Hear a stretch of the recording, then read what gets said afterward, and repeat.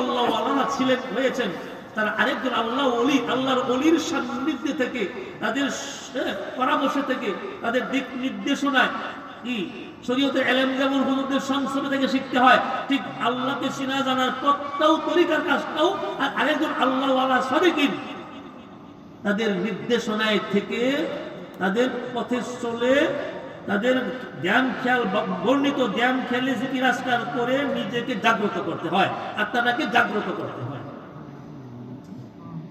এলেম অর্জন করলে আত্মা জাগ্রত হয় না, শিক্ষা অর্জন করলে আত্মা জাগ্রত হয় না।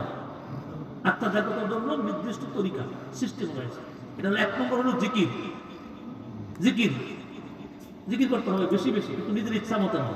তার জন্য ডাক্তার যেমন ইচ্ছা মতো পাওয়া যায় না, ডাক্তার ছাড়া জিকিরটাও ইচ্ছা মতো করলে আপনি সব পাবেন, কিন্তু আপনার আত্মা জাগ্রত হবে না। আত্মাকে জাগ্রত করতে হলে নির্দিষ্ট লোক লাগবে, শায়েখ লাগবে, গুরু লাগবে।